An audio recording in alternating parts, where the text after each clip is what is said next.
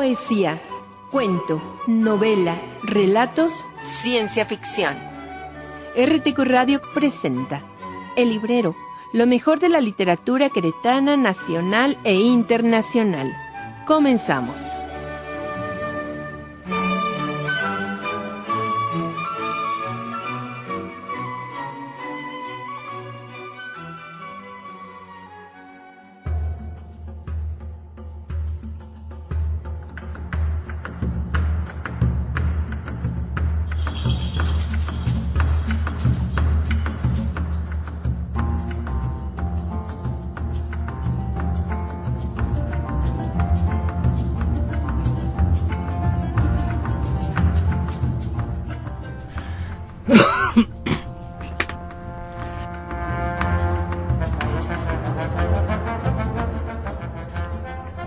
¿Qué tal? Buenas noches, bienvenidos a su programa El Librero con un servidor Armando Zamora, aquí en 100.3 FM, Radio y Televisión Querétaro, desde Pastel 6 Norte, en la capital del estado de Querétaro, transmitiendo en vivo. Está en los controles Dey de la Rosa. Buenas noches. Y vamos a presentar un anecdotario de la independencia. Un anecdotario de la independencia para un servidor es todo un gusto, porque en la primaria me inculcaron así algo muy hermoso de respeto y admiración por nuestra historia, por nuestros héroes. Ha habido cambios, ha habido muchas cosas, pero considero que hay personas que hicieron una labor muy importante. Y entonces este programa de Librero está dedicado a ese anecdotario. ¿Por qué le llamo anecdotario de la independencia? No voy a tomar a un solo autor, sino a varios de diferentes épocas, de diferentes fuentes, unos desde folletos que daba en la escuela para los estudiantes, otros que estaban en los puestos de periódico, un historiador que publica en un editorial, un ensayo que hace también otro par de maestros. En fin, va a estar lleno de anécdotas en esta presentación de El Librero. Vamos a escuchar la primera cápsula sobre el anecdotario.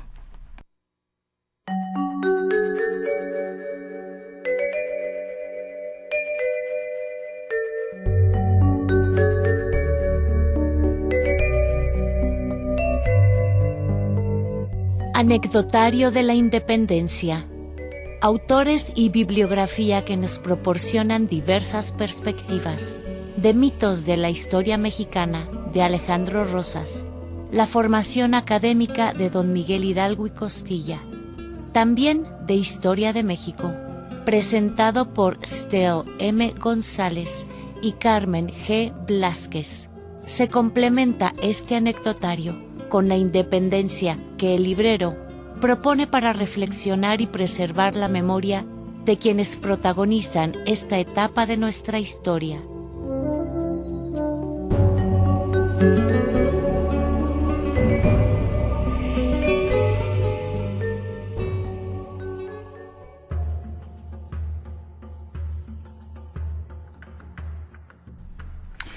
En 1993 entregaba la Secretaría de Educación Pública unos pequeños folletos donde tenía una ilustración de don Jorge González Camarena y en otra un retablo de un fragmento también de un mural de Juan O'Gorman en el Museo Nacional de Historia. Entonces nos representaban por un lado la carátula de los libros de texto y por la otra un mural del Museo Nacional de Historia. Y el folleto dice 2 narraciones para el mes de la patria. El primero, con el que vamos a empezar aquí en su programa El Librero Anecdotario de la Independencia, es de don Manuel Paino, el autor de 2 grandes libros, novelas, de la época, que son Los bandidos de Río Frío y El Fistol del Diablo. Fue ministro de Hacienda, profesor de Historia y diputado durante la República Restaurada, don Manuel Paino. Y dice así, vamos a tomar hoy, quienes nos estén escuchando y en la repetición, pues ya será diferente, pero hoy, si gustan, tenemos el teléfono de cabina, el 4422 38 51 11, o el mensaje de texto 4424 26 33 79, o bien el correo electrónico el librero de armandozamora.poeta@gmail.com para algún comentario en este momento o posterior para otros programas. Dice, era la noche del 15 de septiembre de 1810. Los habitantes del pueblo de Dolores descansaban tranquilos y descuidados en brazos del sueño. Nada parecía turbar la monotonía no interrumpida durante 200 y pico de años. Se observaba, sin embargo, una que otra ventana o puerta iluminada, pero poco a poco fueron extinguiéndose las luces, los perros se echaron a reposar, y todo quedó oscuro y silencioso, excepto el pequeño postigo de una casa situada en una calle próxima a la iglesia, donde se percibía la tenue claridad de una bujía. El cuarto o alcoba donde salía la luz era de un tamaño regular y adornado de una manera que en los tiempos de que vamos hablando no dejaba de ser extraña. En una mesa tosca de madera, con carpeta de paño azul, había esparcidos algunos libros que por la pasta y cantos dorados no podía dudarse que eran pertenecientes a un eclesiástico, y junto a ellos algunos otros con forro de pergamino raído. Sobre esta mesa se veían algunos planos y cartas geográficas confundidas y revueltas entre varios crisoles de barro, un telescopio pequeño y algunos compases y escuadras. En la pared se veían colgados también algunos mapas, alternando con grandes pantallas de cristal, y por último, junto a un estante de libros estaba colgada una estola y unos relicarios de cera de Agnos. Y en un costado de la mesa estaba colocado un Santo Cristo y una imagen de la Virgen de los Dolores. Los demás del cuarto no presentaba cosas dignas de llamar la atención, a no ser multitud de canastos llenos de tierra, algunos pequeños hornillos y una colmenera de palo, a pesar de los signos evidentes de que en él que allí moraba era no solo un buen cristiano, sino un ministro del culto. Cualquiera habría dicho que tal habitación era propia para un astrólogo o alquimista del siglo XV. En la habitación que hemos procurado describir se hallaba envuelto en una turca negra un anciano encorvado por los años, de frente espaciosa, nariz afilada y ojos vivos y chispeantes. Unas veces se paseaba con grande agitación de uno a otro extremo de la pieza. Otro se sentaba delante de la mesa y con la mano en la frente quedaba sumergido en honda cavilación. De repente tomaba la pluma y trazaba en un papel rápidamente algunas líneas y vocablos. Se conocía que tenía un gran pesar o que lo ocupaba algún proyecto inmenso. De esta agitación lo sacó el rumor lejano del galope de un caballo. Se levantó y, aproximándose lentamente al postigo, se puso a escuchar con atención.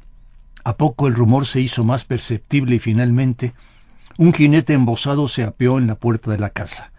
Nuestro personaje tomó la bujía y abrió el zaguán al embozado, el cual, sin más ceremonia, introdujo al patio su caballo y cerró tras sí la puerta. «¡Estamos perdidos, señor cura!», exclamó el recién llegado. El cura iba a soltar la bujía a causa de la sorpresa, pero recobrándose le contestó con calma: «A lo que veo estamos todavía libres y con vida, y siendo así, falta mucho para que nos consideremos perdidos, mas explíquese usted». Entretanto, los dos personajes entraron a la alcoba. El cura tomó un asiento en su poltrona y el embozado en otra silla frente a él. «Diga usted ahora cuanto guste», continuó el cura con voz tranquila, «que estoy dispuesto a escucharlo. Pues señor, la conspiración ha sido descubierta esta misma mañana en Querétaro. ¿Descubierta? ¿Y cómo? Hace días que en una taberna hubo una riña de la cual resultó un asesinato.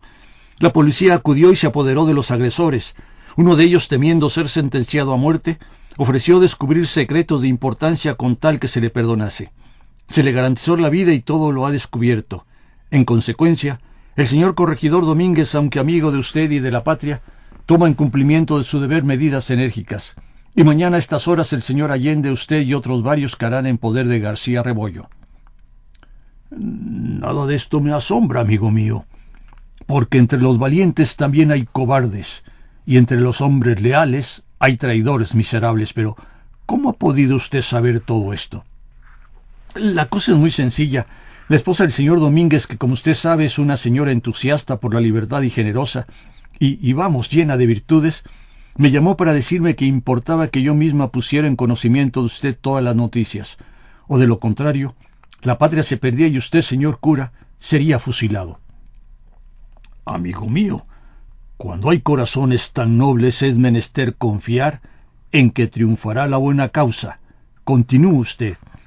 Yo que conocí todo lo que importaba que usted supiera las cosas, prometí a la señora, a fe de hombre, que sería cumplido su encargo. No tenía caballo, no tenía armas, no tenía dinero, así es que me salí como un loco a vagar por las calles, pensando cómo vencer tanta dificultad. Estaba a punto de llorar como un muchacho cuando observé que un indio se apeó en la puerta de una barbería con el fin de rasurarse y cortarse el pelo. Dios quiso que el barbero cerrara su puerta entonces. Con mucho cuidado tomé el cabestro, me monté en el caballo y eché a correr, y no he parado hasta aquí. Pobre animal, 24 leguas ha caminado sin tomar resuello, con que ya sabe usted todo. Es menester que huya usted, que se oculte, que... —Bobada —contestó el cura dejando asomar a sus labios una sardónica sonrisa. —¿Cómo? ¿Qué piensa usted hacer entonces? —Aprovechar el generoso aviso de usted y obrar con energía. —Señor, ¿está usted loco? —Estoy más cuerdo de lo que a usted le parece. El cura se puso a escribir y continuó. Es necesario que ahora mismo se marche usted para Querétaro, pues usted tiene familia a quien hacerle falta y podría comprometerse. De paso, ponga usted con reserva esta carta en manos de don Ignacio Allende, que se halla en San Miguel. Le daré a usted otro caballo y... Vamos, amigo mío, no hay tiempo de pensar mucho ahora. Reciba usted este abrazo en prueba de mi gratitud y Dios lo guíe por buen camino. Adiós, señor cura, dijo el jinete besándole la mano que el eclesiástico le tendió. Adiós, amigo. En la caballeriza hay varios caballos, escoja usted el tordillo que es fuerte y no se olvide de mi encargo. El personaje salió. El cura se dejó caer en su sillón e inclinó su venerable cabeza cana sobre el pecho. A poco se escucharon las pisadas del caballo y el jinete, que hacía un cuarto de hora que había llegado, partió de nuevo a galope. Este muchacho, pensó el cura saliendo de su estupor, es activo. Como llegue a tiempo la carta a manos del capitán, todo saldrá bien. Ahora veamos los elementos con que cuento para fundar la libertad mexicana. Al decir esto abrió una gaveta del estante y comenzó a contar unas monedas. 5, 10, 20, 30. Vaya, se dijo, no llegan a 200 pesos lo que tengo, pero no hay cuidado. Dios nos protegerá. Enseguida sacó un par de botellas de licor y algunos vasos, todo lo cual colocó en la mesa y volvió a sentarse. Sonaron en el reloj de la iglesia 12:03. Se escuchó el ladrido lejano de los perros y a poco volvió a reinar un profundo silencio. «¡Oh!», exclamó el cura dando una fuerte palmada en la mesa. «¡Cómo vuela el tiempo!, sin que haya miedo de detenerlo, pero un tropel de gente a caballo se acerca. ¿Cuánto sentiré perder la vida o morir entre los hierros de un calabozo sin haber hecho nada por la libertad de México? Sin duda, vienen a prenderme. Veamos». La cabalgadura se detuvo en la puerta de la casa del cura, y éste tomó la luz y, acompañado del criado, abrió la puerta. Un jinete se apeó y abrazó al cura. «Señor cura, ¿usted en vela a estas horas?» «Señor capitán, usted corriendo por esos cerros tan tarde. ¿Qué quiere usted? Los enemigos no se descuidan, y es menester andar listos, y esto es que aún no comenzamos. Entremos, señor capitán, mientras el criado coloca a los caballos en la cuadra y les da un pienso de maíz. Lo necesitan, a fe mía, porque han galopado mucho. Los dos personajes entraron y el criado se dirigió a la caballeriza con las cabalgaduras. «¿Sabe usted que nos han descubierto?», dijo el capitán arrellenándose en una silla y desviando de su ancha frente a su pelo rubio. «Lo sé, señor don Ignacio», contestó el cura con calma, tomando asiento en su poltrona y envolviéndose en su turca. «Así pues», continuó el capitán, «todo se ha frustrado. 15 días más y damos un golpe, maestro». «Aún es tiempo», contestó el cura resueltamente. «¿Quién sabe?», respondió el capitán en tono de duda. «A estas horas Querétaro y Guanajuato están en la mayor alarma y se toman providencias muy enérgicas y severas. Ve usted cómo no duermen». Al decir esto, arrojó un papel sobre la mesa. «¿Con que nos quieren prender?» «Cabal, pero felizmente intercepté este oficio y antes de que se tomaran el trabajo de buscarnos habitación, ensillé mi caballo y ya me tiene usted aquí. ¿Y el amigo va solo? Le he avisado lo ocurrido y no dilatará en venir». «Bien, muy bien, amigo». «¿Y el regimiento de dragones de la reina en qué estado se halla?» «A nuestras órdenes», replicó el capitán. «¿Y los amigos de Puebla y Valladolid?» «Al corriente, pero para el 1 de octubre». «Pues entonces no hay que pensar. El tiempo es corto y la actividad y la energía nos salvarán. Permítame usted, señor cura, que le diga que no veo ningunos elementos para hacer una revolución. Y si no cuenta usted con otros materiales, los que existen en esta habitación son propios para fabricar platos y criar abejas y gusanos de seda, mas no para sublevar a 8 millones de habitantes llenos de preocupaciones y acostumbrados a la ciega obediencia al rey. Y esas objeciones, capitán, ¿tienen algo que huela a temor?» «Vive Dios», exclamó el capitán, «que nunca me acuerdo haber tenido temor más que a Dios, señor cura. Supongo que esta es una chanza, de lo contrario, ¿qué haría usted, capitán?» «¿Qué haría? Abandonar la amistad de usted, correr yo solo el peligro y morir luchando como un hombre». Capitán, usted es el hombre digno de ser compañero del anciano cura de Dolores. Era una chanza, efectivamente, mas no han dejado de llamarme la atención las prudentes reflexiones de usted. Yo soy valiente por entusiasmo y por convencimiento de que debo dedicar los últimos años de mi vida en alguna cosa útil, pero usted es intrépido por carácter, por temperamento y porque circula en sus venas la sangre ardiente de la juventud, y no debe haber ningún género de reflexión, tanto más cuanto que de una manera o de otra el cadalso amaga nuestro cuello. El pueblo duerme, capitán, pero cuando lo despertemos una vez con las mágicas palabras de religión y libertad, no volverá a reposar hasta que no haya lanzado del otro lado el mar a sus opresores. A mi vez, confieso que tiene usted razón al preguntarme cuáles son los elementos con que cuento. Muy bien, se los enseñaré a usted. ¿Cómo les parece esta narración? Este es un texto que se entregó y perteneció a la pluma de don Manuel Paino. Vamos a escuchar esta pausa musical para ver qué más hay en este anecdotario de la independencia.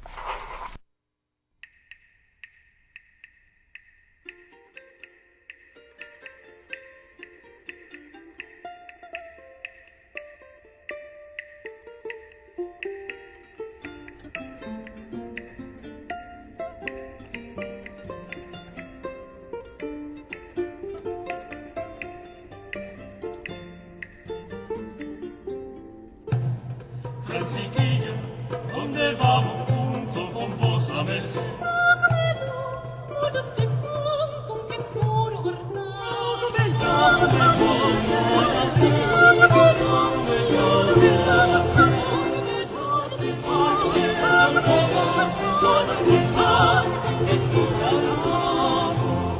Franciquilla, ¿dónde vamos junto con vos a mesa?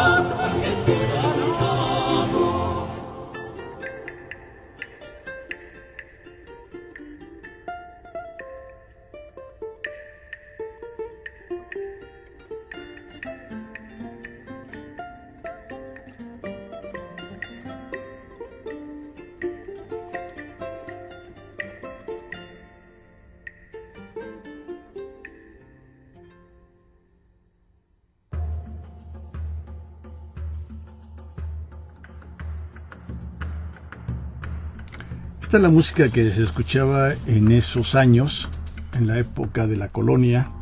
Es Francisquilla, ¿dónde vamos?, de Gaspar Fernández.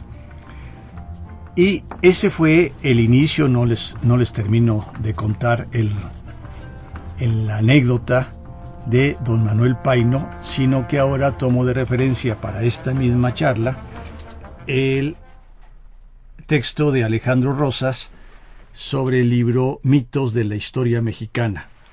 Y dice: para la historia oficial, asimilada por la conciencia colectiva durante casi todo el siglo XX, era fácil imaginar a Hidalgo como un hombre predestinado a partir de su nacimiento. Seguramente el niño Miguel jugaba con sus compañeros a la guerra de independencia, tomaba una antorcha encendida e iluminaba el camino de libertad de sus amigos, que representaban al pueblo encadenado a la miseria y a la opresión. La figura de Miguel Hidalgo y Costilla no necesitaba de la parafernalia oficialista que por años elevó a sus próceres al altar de la patria. Su imagen se sostiene por sí sola. Hidalgo fue intelectualmente superior a todos los hombres de su generación. Nacido en 1753 en la hacienda de Corralejo, desde muy joven desarrolló una clara vocación y amor por el conocimiento. Estudió en el Colegio de San Nicolás en Valladolid, hoy Morelia, y se recibió de bachiller en letras, en artes y en teología. Fue ordenado sacerdote en 1778 y su ascenso en el Colegio San Nicolás fue meteórico.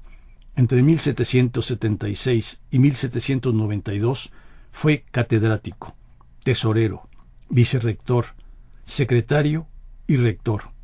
Por si fuera poco, hablaba con fluidez el francés, el italiano, el tarasco, el otomí y el náhuatl. Don Miguel se distinguió en los estudios que hizo en el Colegio de San Nicolás. Escribió Lucas Alamán, en el que después dio con mucho lustre los cursos de filosofía y teología, y fue rector del mismo establecimiento. Los colegiales le llamaban el Zorro, cuyo nombre correspondía perfectamente a su carácter taimado. Era además un hombre que enfrentaba la vida con un sentido eminente práctico. A su paso por los curatos de Colima, San Felipe, en Guanajuato y Dolores, dejó una estela de obras exitosas. Dedicó su tiempo a las faenas agrícolas e industriales. Instaló talleres para desarrollar diversos oficios. Dedicó parte de su tiempo a la apicultura, la cría del gusano de seda y el cultivo de la vid. Además, se aficionó a la lectura de libros de ciencia y arte. Tenía conocimientos de economía política y su erudición, tan copiosa como amena y divertida, asombraba a propios y extraños. Amante de la música, instruyó a los indígenas en el aprendizaje de algunos instrumentos e incluso logró formar una pequeña orquesta. Carismático y agradable al trato, pronto se ganó el cariño de los vecinos, sobre todo en Dolores.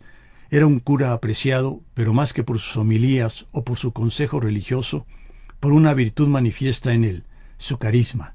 No se preocupaba mucho por su rebaño espiritual, el cual dejaba en manos de un eclesiástico llamado Francisco Iglesias.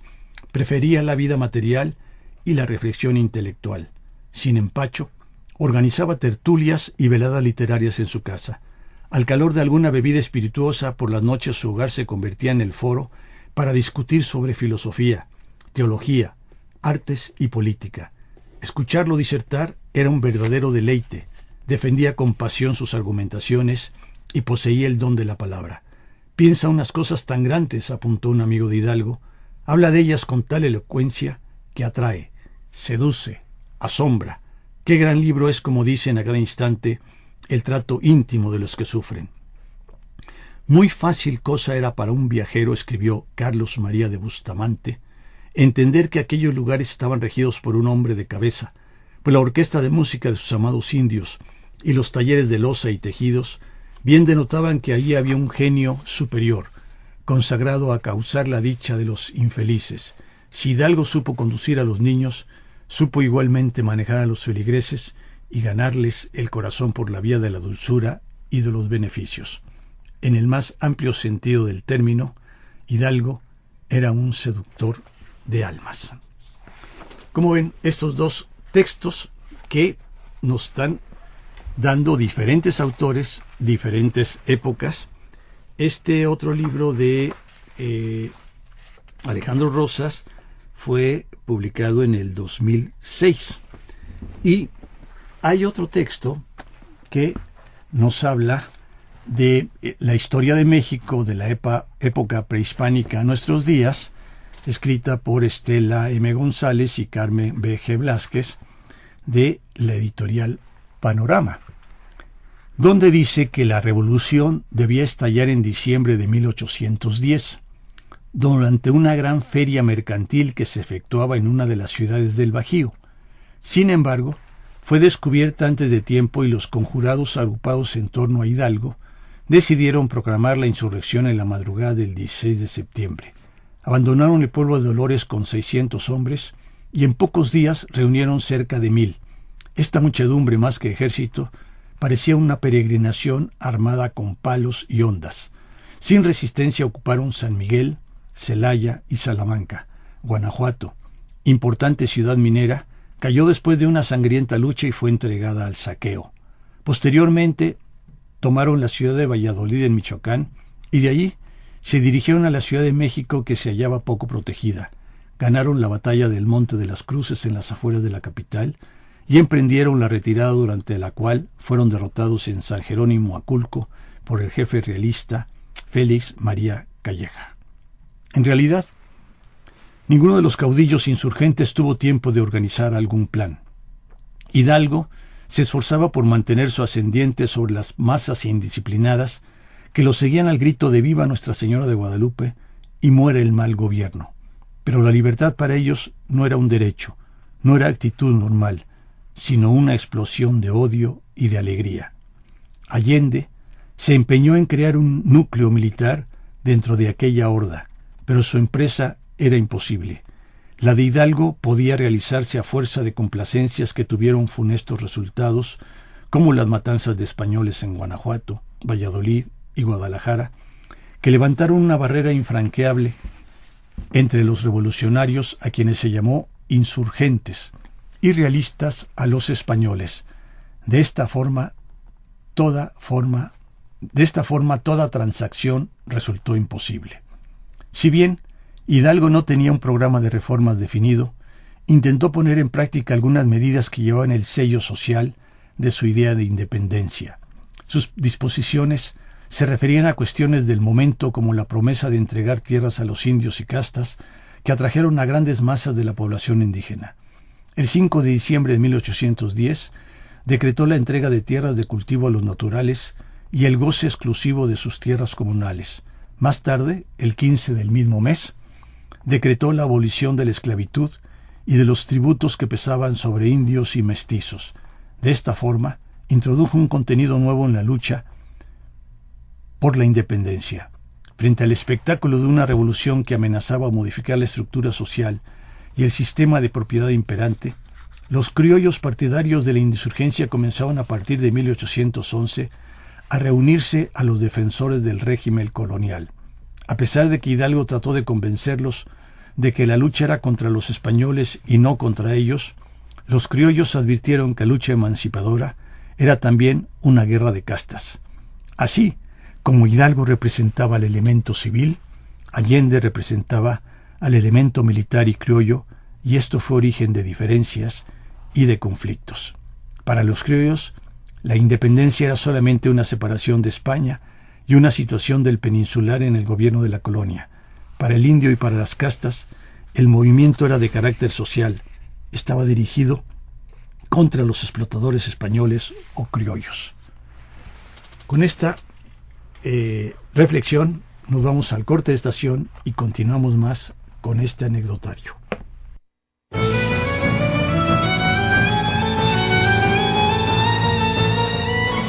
Armando Zamora regresa contigo en el librero. Vamos a un corte y regresamos. Entre en nuestra página oficial www.radioactivatx.org y disfruta de todos los programas de nuestra barra en formato de podcast. Escúchanos cuando quieras, donde tú quieras, y no te pierdas de ninguno de nuestros contenidos que hacemos para ti. Radioactiva TX.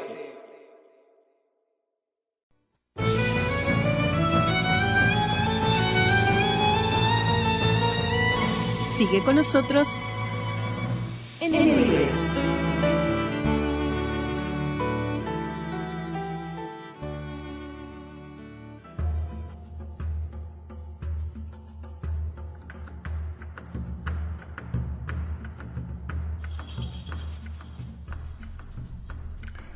Gracias por continuar con nosotros aquí en este programa El Librero, transmitiendo por RTQ Radio y también por Radioactiva TX los martes a las 3 de la tarde y los sábados a las 10 de la mañana. Este anecdotario de la independencia pues tiene como finalidad presentar diferentes textos que se han publicado, que se han promovido, y ustedes son los que están marcando qué podemos aprovechar, qué podemos conocer, qué desconocíamos y qué nos queda de todo este antecedente. Ya escuchamos esas diferencias entre don Miguel Hidalgo y don Ignacio Allende desde el plano de vista de estrategia. Va a surgir otro héroe que es conocido también por nosotros, que es don José María Morelos y Pavón. Él nace el 30 de septiembre de 1765 en Valladolid, ya sabemos que hoy se conoce como Morelia. Fue un mestizo nacido en casa pobre y su niñez y juventud fueron difíciles. Desde la edad de 11 años tuvo que trabajar para mantener a su mamá y a su hermana. Hasta los 21, Morelos fue arriero y además administró una hacienda. Como era trabajador formal y ahorrador, logró reunir cierta cantidad de dinero para mantenerse mientras realizaba sus estudios profesionales, que inició en el Colegio de San Nicolás, obispo en Valladolid, del que era rector don Miguel Hidalgo, y concluyó en el Seminario Tridentino de la misma ciudad. Después de ordenarse sacerdote, Morelos fue asignado como cura de Churumuco y más tarde de Carácoro, en el obispado de Michoacán. Cuando recibió la noticia del levantamiento de independencia, su vida cambió inmediatamente. Partió en busca de Hidalgo, lo alcanzó en el pueblo de Indaparapeo y lo acompañó hasta un lugar llamado Charo, donde Hidalgo lo nombró jefe de la revolución en el sur y rumbo de Acapulco. Esta fue la última vez que se vieron. Las campañas de Morelos fueron la etapa más positiva de la guerra de independencia y la única en la que existió la posibilidad real de terminar con el régimen colonial. Sus actividades militares duraron 5 años y las podemos dividir entre antes y después de diciembre de 1813. La primera parte fue de victorias, como las del sitio de Cuautla en 1812 y la toma de Acapulco en 1813. Y de confianza en lograr el triunfo. La segunda parte estuvo marcada por derrotas cada vez más grandes. Morelos fue un gran estratega gracias a que supo aprovechar muy bien la geografía del país. Siempre buscó las rutas más convenientes para moverse con facilidad. Fue también un buen organizador, seleccionaba a los más hábiles, les enseñaba a combatir y les daba armas útiles. Así formó a un grupo importante de combatientes de la Guerra de Independencia, como Nicolás Bravo, Hermenegildo Galeana, Mariano Matamoros, Guadalupe Victoria y Vicente Guerrero. Morelos decidió prestar atención a algo todavía más importante que la lucha militar. Se dedicó a pensar en la forma de organizar a la nueva nación. Aunque Hidalgo había tenido una educación más avanzada, no alcanzaba a sentar las bases políticas de México. En cambio, el 14 de septiembre de 1813, Morelos inauguró el Congreso de Chilpancingo con la lectura de los Sentimientos de la Nación, documento en el que expuso 23 puntos básicos que fueron el antecedente de la Constitución de Apatzingán, y entre los cuales se encuentran la abolición de la esclavitud, la división de poderes y la igualdad ante la ley. En Chilpancingo, Morelos fue designado jefe del Poder Ejecutivo y se le nombró siervo de la nación. El 6 de noviembre de 1813, el Congreso de Chilpancingo expidió la Declaración de Independencia. A partir del invierno de 1813, la suerte militar de Morelos cambió. Varias veces fue derrotado por las tropas del nuevo virrey, Félix María Calleja. Finalmente, cuando el Congreso se trasladaba rumbo a Tehuacán, Morelos fue hecho prisionero, fue enjuiciado por la Inquisición y por un tribunal militar. Se le retiraron las órdenes sacerdotales y se le acusó de traición al rey de España. El 22 de diciembre de 1815 fue fusilado en San Cristóbal Ecatepec. La prisión y la muerte de Morelos fueron el golpe más duro que sufrió la independencia. Este es un texto de unos folletos que se llamaron forjadores de la historia de México. En el librero pues se encuentran estos documentos que seguramente se vendían en los puestos de periódico y que circulaban por estas fechas. De cada uno de estos autores y de cada uno de estos temas, seguramente que ustedes tendrán otras informaciones, por eso le he llamado anecdotario. ¿Qué más quisiera comunicarles, decirles?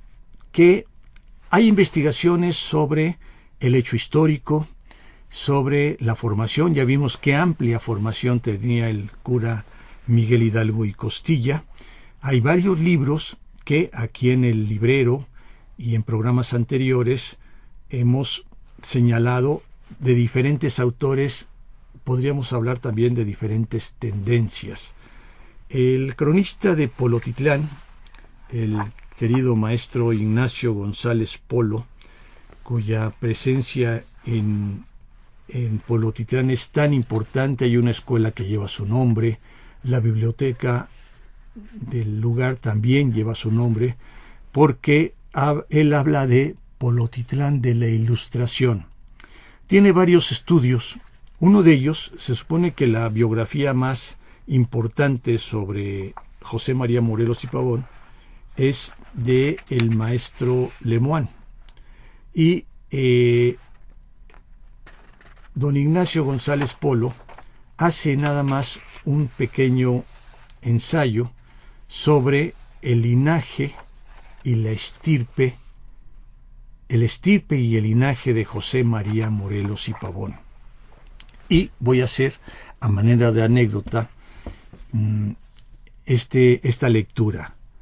Uno de los aspectos sin duda más controvertidos e interesantes en la genealogía de Morelos es su propia descendencia, que aunque sacrílega, fue declarada por el clero incursa en las penas de infamia.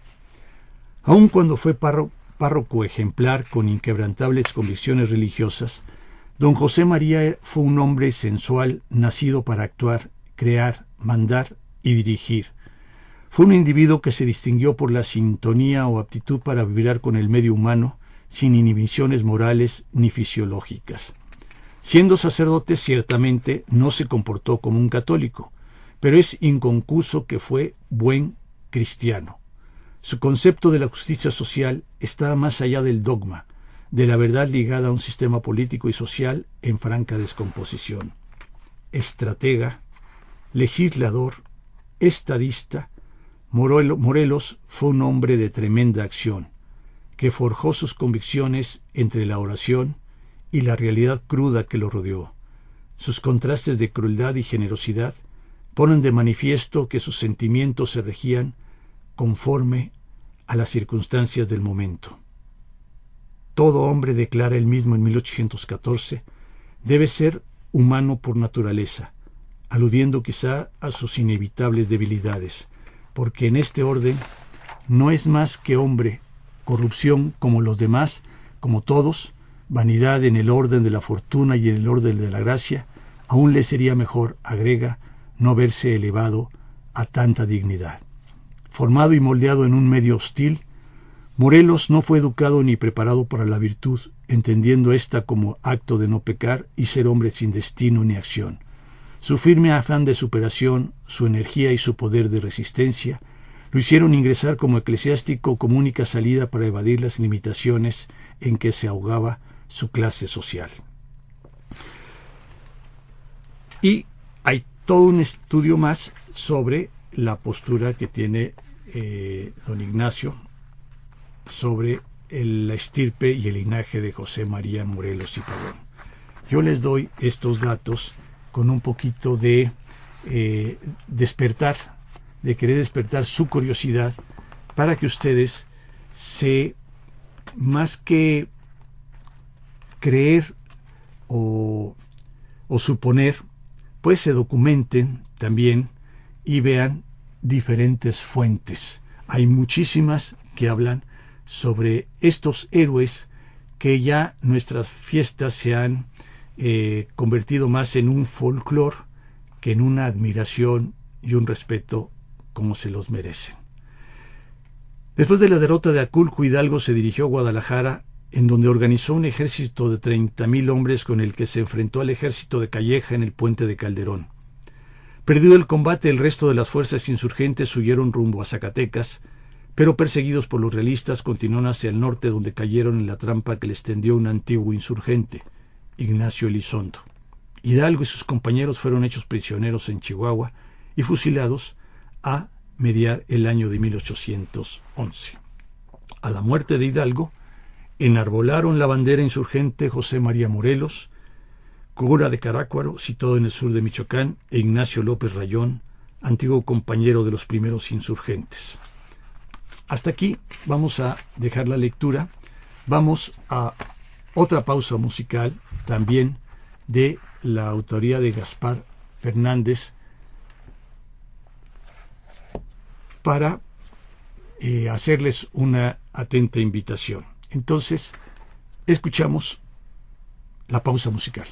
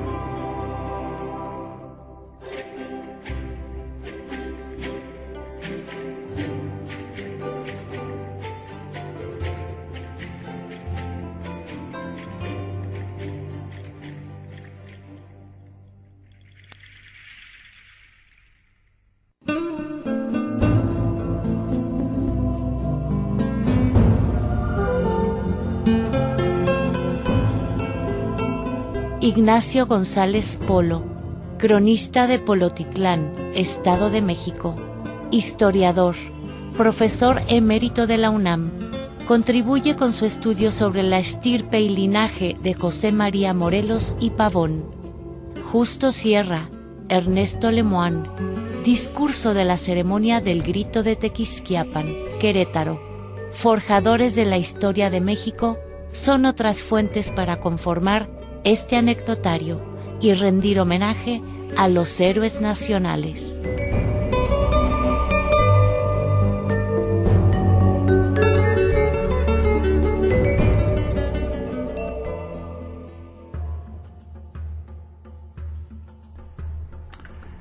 Pues esta es una invitación. Este anecdotario no tiene otra intención más que retomemos los autores, retomemos las diferentes manifestaciones que se hacen, sobre todo desde el punto de vista de preparación, de conocimientos, de propuesta, porque no cabe duda que había una inquietud.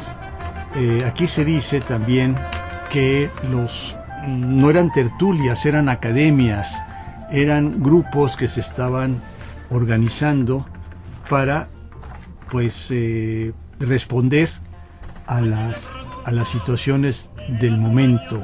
No solamente era la invasión napoleónica, sino también la decadencia, etcétera. Que, bueno, eso ya no corresponde a la temática del librero, sino a cada uno de ustedes como lectores, si hay historiadores, sociólogos de otras disciplinas, pues es válido. Esta es una aportación en este mes patrio donde la invitación, ahí sí personal, es por favor documéntense y no se pierda lo que ha significado que personas preparadas han dado su vida por un estado de cambio. Les quiero hacer otra invitación. Estamos esperando aquí a don Jorge Flores para que vean su obra de teatro Los Insurgentes. Si pueden buscar la información, vale la pena verla. Creo que lo han representado en años anteriores y he visto esta representación bastante documentada. Hay los héroes que son los estelares, los que todos conocemos, pero también hay otros personajes que también aportaron su vida, su conocimiento para esta causa. Les hago una invitación. Antes voy a cerrar con un poquito más de lectura por lo siguiente. Hay un periodo largo en el que los insurgentes, la parte armada, pues se vio mermada ante la reorganización, ante generales, capitanes que tenían mejor preparación y que esto fue alargándose.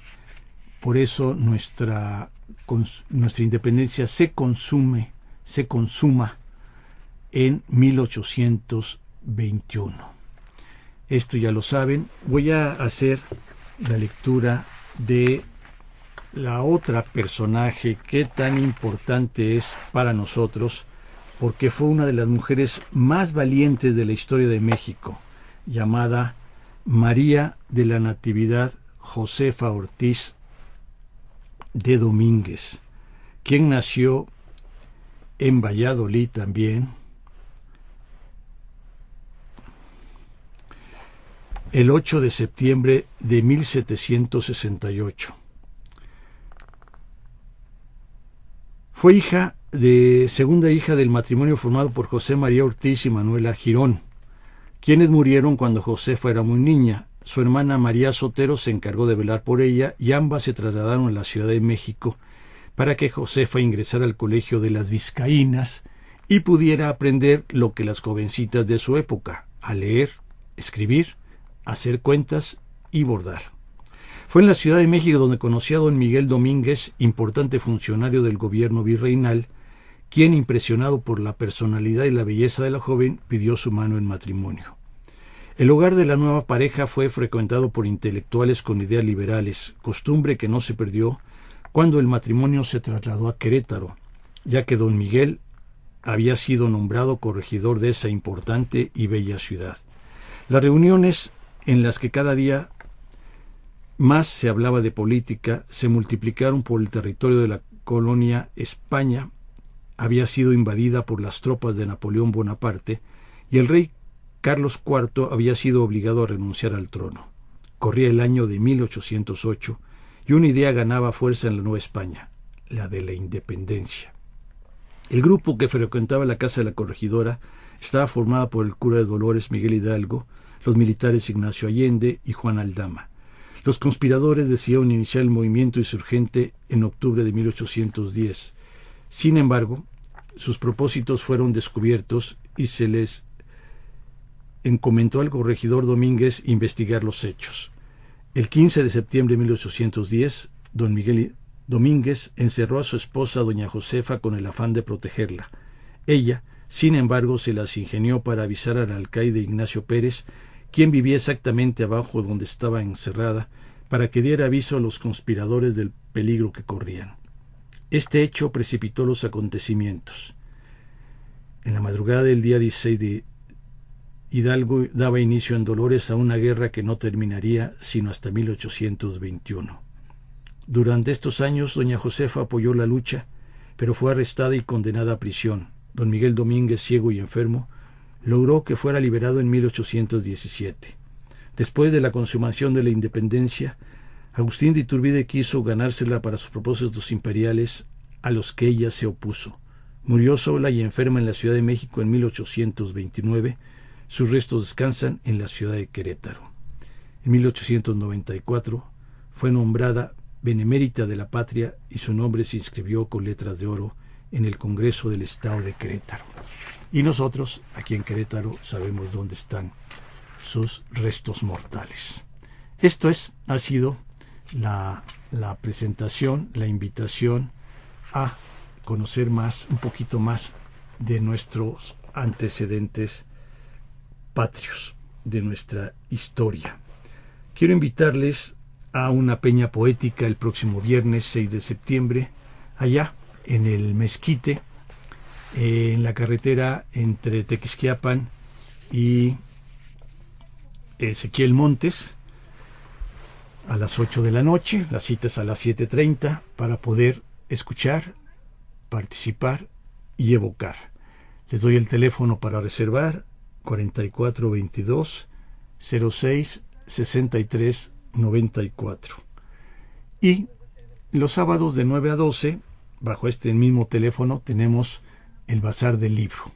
Así que hay mucho de dónde leer, hay mucho de dónde comentar para más anécdotas. También, para los interesados, está la lectura por Zoom de Leer el Quijote.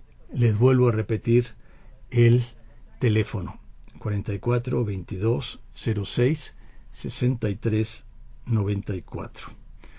Agradezco en los controles a Dey de la Rosa, en la producción a Natalia Laclet. En esta ocasión también las donaciones de Patricia Ramírez, que nos escuchan en San Juan del Río, a don Guillermo Álvarez del Castillo, que también nos escucha aquí en Querétaro, y a todos ustedes.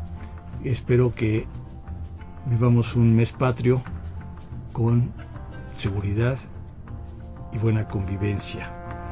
Los espero en la próxima emisión de El Librero, su servidor, Armando Zamora. Hasta